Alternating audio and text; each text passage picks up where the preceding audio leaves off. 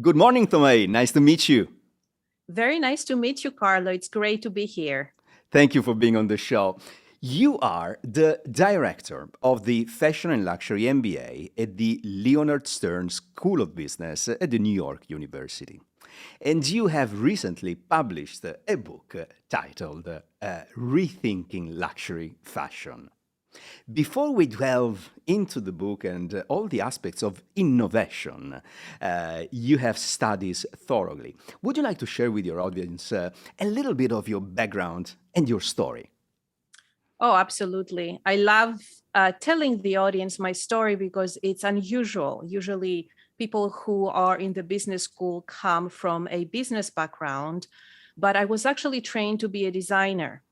And after I studied design and I practiced design, I decided to push it to the next level, got my PhD. So, very much a design and humanities background.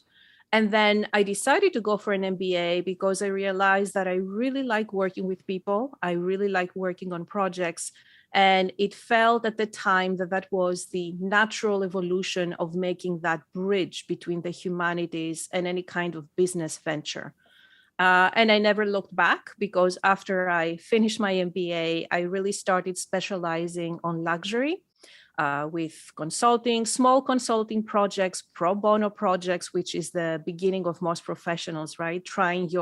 Testing the waters. And that now has become a career of about 15 years in luxury.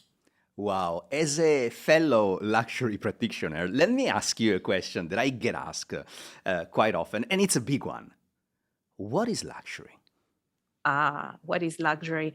I know that most people have difficulty defining it. And we can all think that luxury is always subjective, and I agree with that.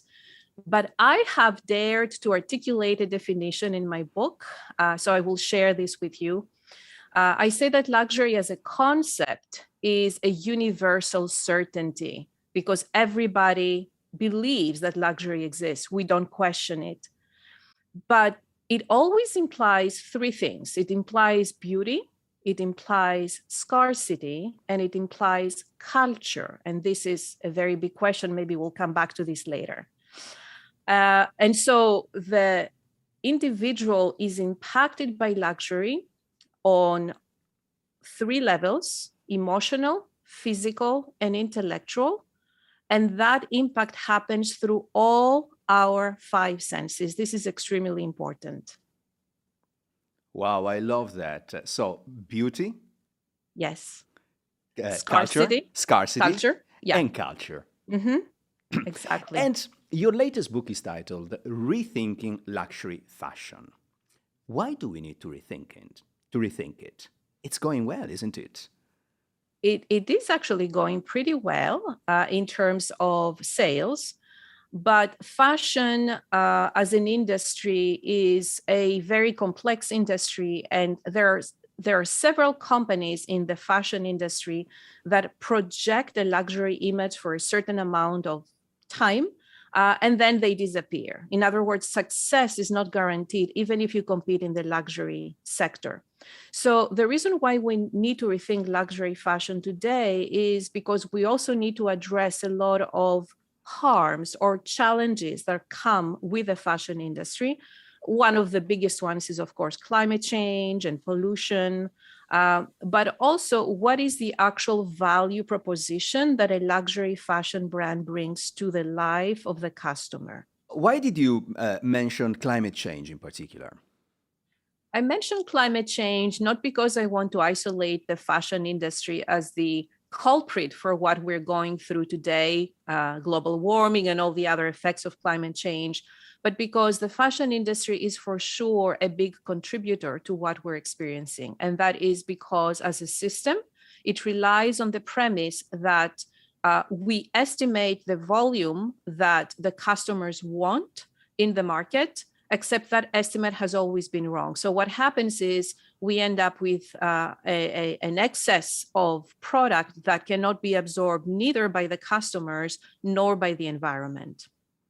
That's absolutely true. Now, going back to the book and the fact that you discuss the cultural elements of the luxury industry and fashion in particular. Let me ask you this question. Are consumer patterns the same all over the world just because globalization has taken over? Well, consumer patterns would be similar all over the world because we're all human beings. So that is, in terms of what motivates us to operate every single day, I think is the same everywhere in the world. We're all the same. However, there are other factors that impact how we behave in the market. And of course, culture is the biggest one. This is why the Asian culture is very different than the South American culture or European culture. And within those norms, because what is culture? Culture is a set of sometimes unspoken, sometimes written norms that we all follow in terms of how we speak, how we behave, how we dress, and what we aspire to become in our life. And of course, fashion is directly related to that aspiration. Fashion enables us to become that best idea of ourselves. And this is what dictates our consumer behavior in the market. So, do companies have to be culturally sensitive or culturally educated when they enter new markets? Oh, absolutely. In fact, in the recent years, we have seen a lot of cultural faux pas by many well-known companies, and there is no need to repeat those. I think everybody knows what we're referring to. But the idea is that culture is not something to be understood only to avoid mistakes. That would be a very superficial way to approach a new culture and a new market. A new market offers the possibility for the brand to do a reevaluation and to re-examine how they can truly connect on the human level of each one of their customers through this new language, the new patterns of behavior that each culture offers. You have created your own model of Mhm. culturally intelligence. Would you like to share it with our audience to help them visualize and understand what we're talking about? Absolutely. This model has to do with, it rests rather, the model rests on work that has been done in the fields of psychology before me. So I'm not the first one to speak of cultural intelligence. This is a term that started being explored in the psychology labs in the late 70s and through the 80s. But as a field of study, never made the connection to creativity or to fashion or to the luxury sector. So I take the work of well-established and very well-known academics of psychology, and I build on their work, trying to make this bridge between how a creative person sees the world and filters all the stimuli from the world around them, and how do they interpret all this in their designs, fashion designs, product designs, whatever the design might be. And so the model is basically can be thought of as a universe that encompasses the designer themselves, and then has different nodes through which this sort of information download happens. As if we all had antennas up and we were downloading information from the universe. So creativity is something that we can absorb from the environment, ideology, political ideas, culture as a general context where all these things happen, but also popular culture and observing people and how they talk and how they move. This all together through a system of 10 different opportunities to download that sort of information is what creates the most holistic, at least so far, model of how we can interpret culture and bring it into a brand's cultural and creative production. Okay, I understand why you wouldn't want to mention the cultural clashes we have witnessed over the past few years, but are there any success stories that, besides or on top of sales results, you would like to share?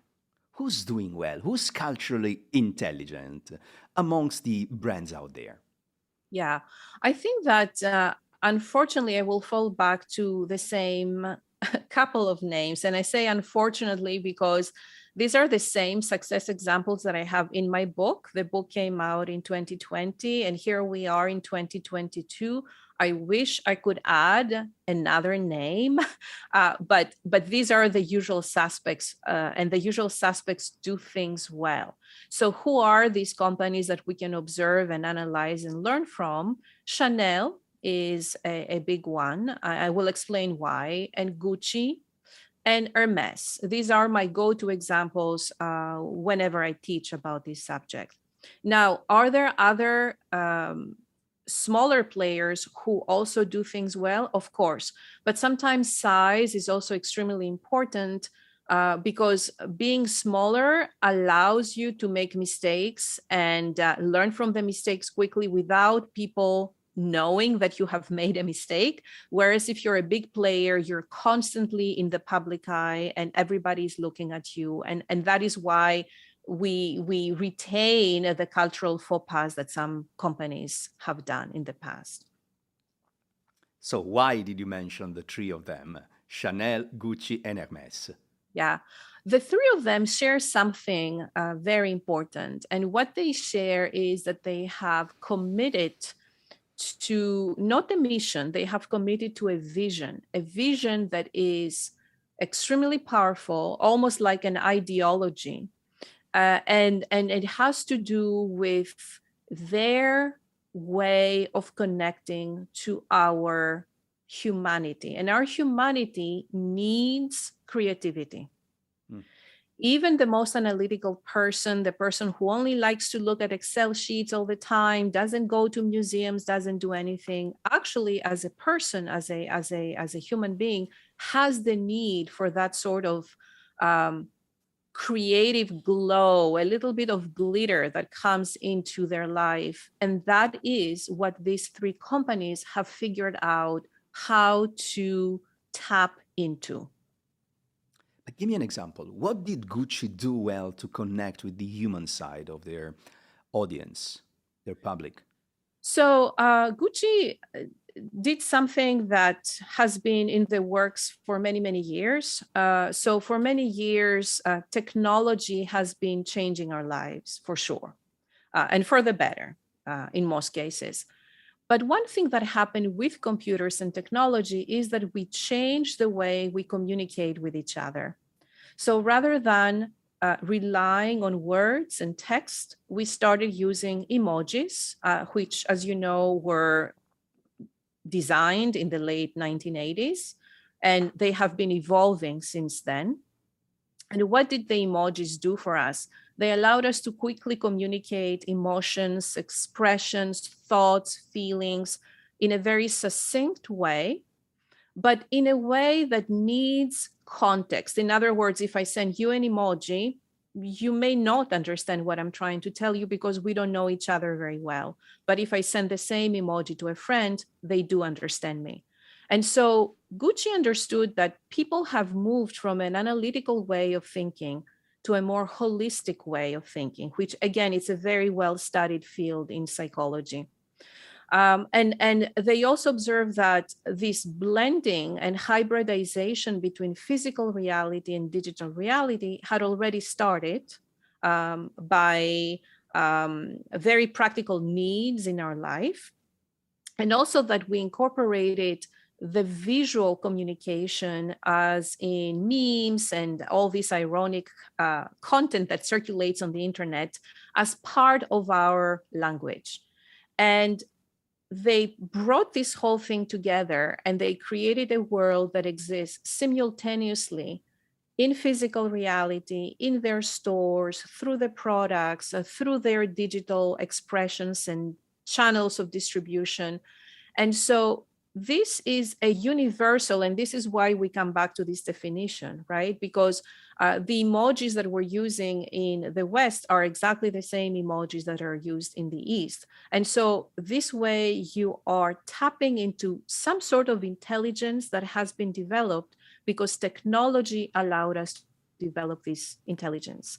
And then, of course, creativity comes in with a creative director who turns everything into this playful game that everybody wants to participate in.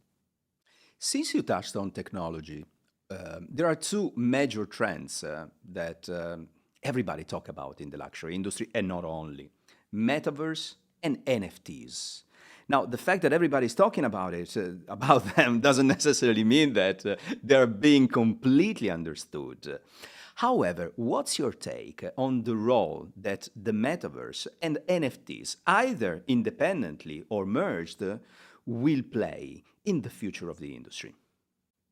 Oh, for sure, they're going to be part of the industry. I think it's very early. I think what we're seeing is a definitely 1.0 version of it, very elementary and very, in a way, awkward, because I haven't seen, honestly, and maybe I'm too harsh of a judge, but I haven't seen anything truly exciting other than the technology itself. So on one hand, you have the technology that is very exciting because it allows us to experience ourselves in a very different environment.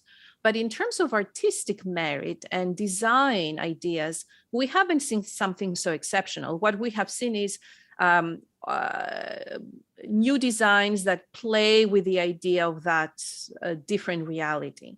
So my wish is that there will be a continuation, there will be a bridge between the past, which has given us exceptional works of design in the 20th century and the beginning of the 21st century, and that the designers who are designing for the metaverse are actually going to reflect on the past production that exists in our physical world, so that we start seeing designs that are truly of great merit and value in the metaverse. We're not there yet.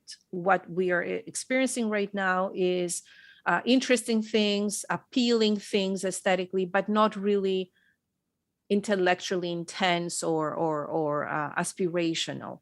That's one thing. And the second thing is that a lot of people have interpreted the metaverse as an opportunity to replicate physical reality. It's boring. You don't need to replicate XYZ product from XYZ brand. Leave that behind and imagine how the essence of the brand should be expressed in this other universe. So the same way we use different distribution channels in the real world, in physical reality, and you're thinking that you shouldn't have the same product through a wholesaler that you have in the flagship boutique, that you would have in experiential pop-up, the same way you need to think of the metaverse as another distribution channel, because remember that brands today are not product creators, they are content creators. And so the content cannot be the same content that you were giving in your boutique. It has to be something exciting, something interesting, and something different. But I hope soon it's going to be also from as I said, a design aesthetic that is truly advanced and more complicated, more complex rather, not complicated. So you don't consider cyberpunks as a great example of design? They will get there. I haven't seen anything that made me connect the current design to the past. And I know this is something very specific to me because I studied the past, but I think making these connections is what makes good art and good design. You also mentioned the fact that the metaverse could be just another distribution channel. And talking Mhm. of distribution, we are seeing today that all the major brands, fashion brands, but not only, are steadily leaving the wholesale, the wholesale part of their business. So, what is, in your opinion, and not only because of the advent of technology, but what is, in your opinion, the future of traditional and pure retailers, department stores, and so forth? Yes. I'm not sure that this separation or divorce from wholesalers is going to be permanent, but it's necessary now because retailers are trying to figure out who they are and they haven't yet. So what is happening is that I think one way out of this predicament would be for retailers to dedicate themselves to showcasing emerging brands as opposed to the conglomerates and the well-established brands. So to become a channel for perhaps the direct-to-consumer brands who don't have a physical store and they need access to the marketplace and access to particular markets and consumers. So that would be really great. But to do that, you really also need to rethink how you operate as a retailer, what the layout of the store is. Imagine that retailers still make malls and department stores that are based on layouts that were invented at the beginning of the 20th century, late 19th century, beginning of the 20th century. So it's time to change the layout of the department store. And in order to change the layout, you need to think about how you manage your inventory. So how you manage your inventory, that's a very big question. And what is it that you want to offer the customer? You want to offer an experience. Well, what would that mean in terms of a space that is exciting and offers lots of experiences and offers the opportunity for emerging brands to showcase their product? Now, when that happens, I can tell you that the conglomerates will also want to be part of this environment.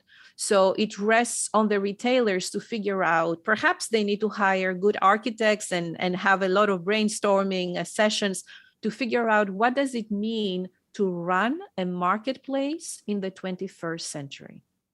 I love that. And I also think that another opportunity in disguise for retailers is to go back to their community roots. Because, I mean, international brands are international, but the retail is there, is within the community. So if they start playing this part again or as a central focus point of their community, I think it's a beautiful thing they may do in the future. Absolutely. I completely agree. And when I say emerging brands, I mean local brands also. It doesn't have to be emerging, as you said, international. And that's the beauty. We'll come back to this idea of the true essence of the marketplace, where you decide you need to be entertained. Sometimes shopping is purely entertainment. It doesn't need to be answering a specific need in someone's life.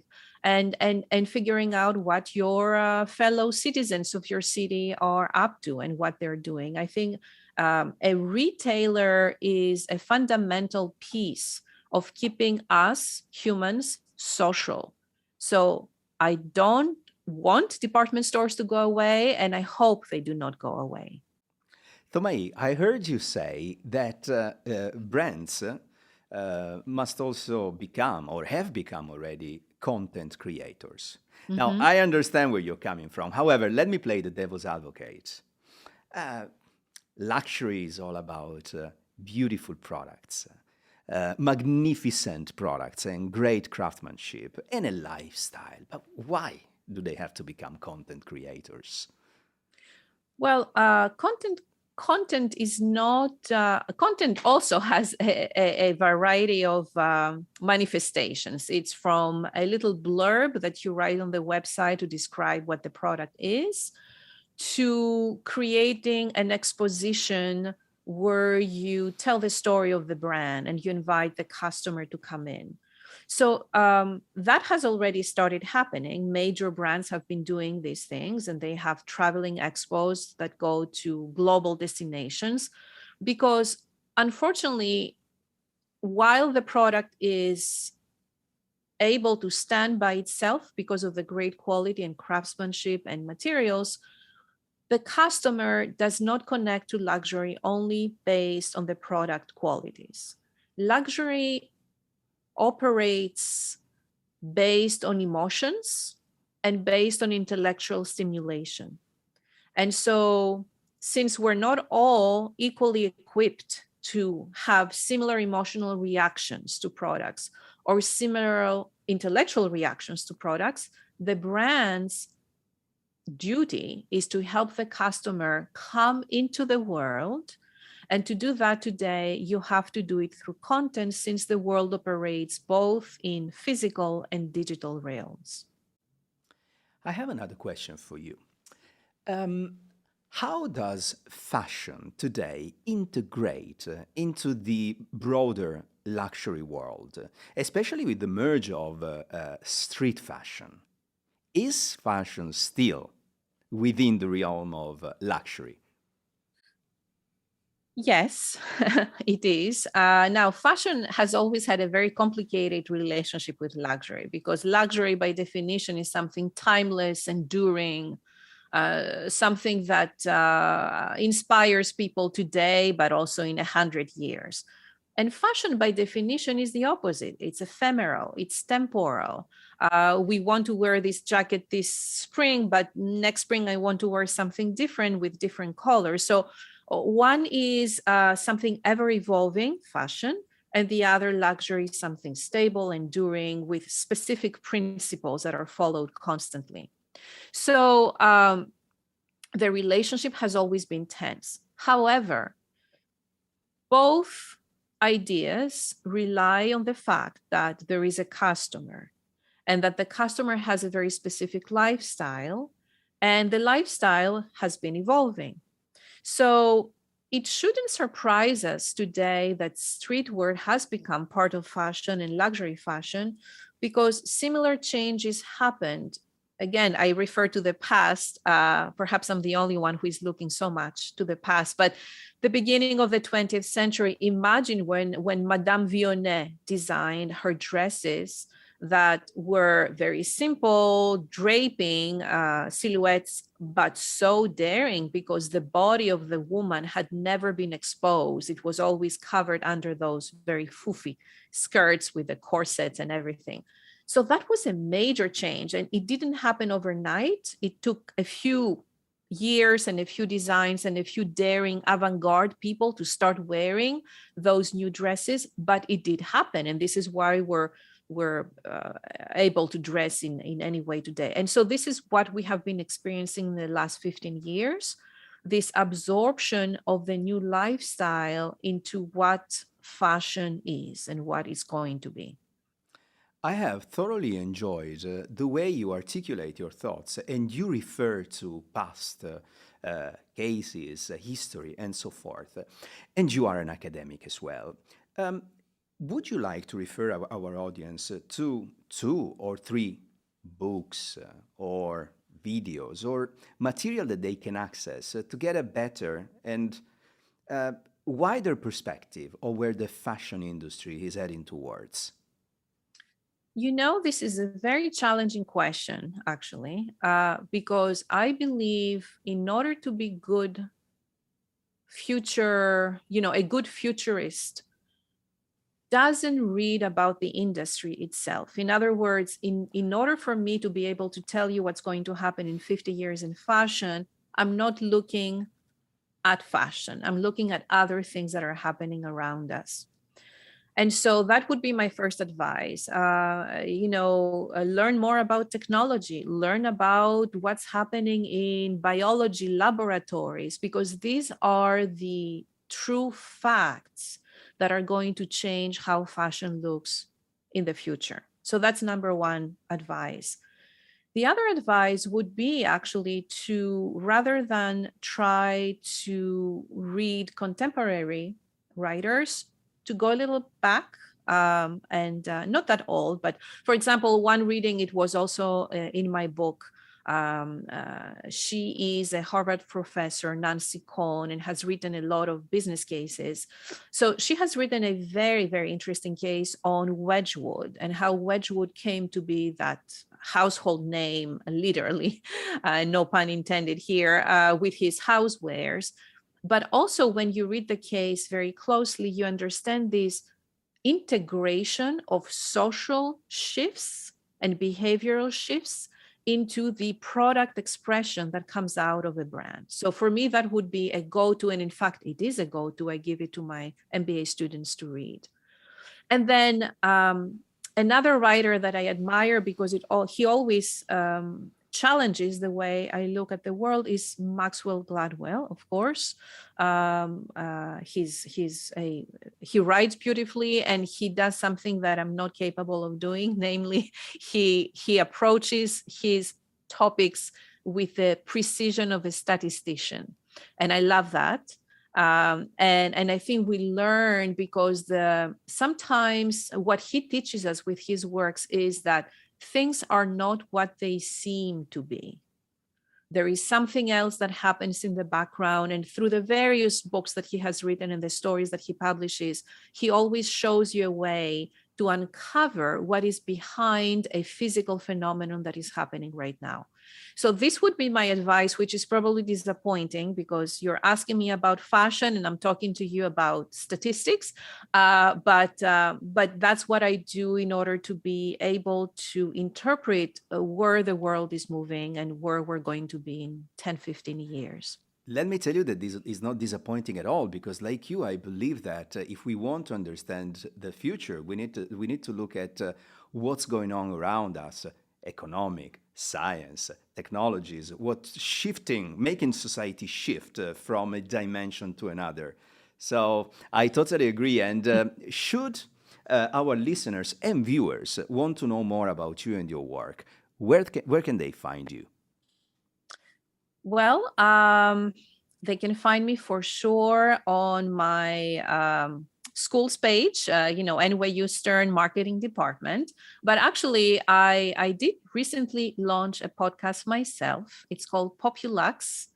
And Populux is very different from the current podcast. The idea behind it is that through one object that has been an object of desire for a particular individual, we are unfolding this person's life and experiences. And so you can find me at Populux Pod. It's everywhere on all podcasting platforms.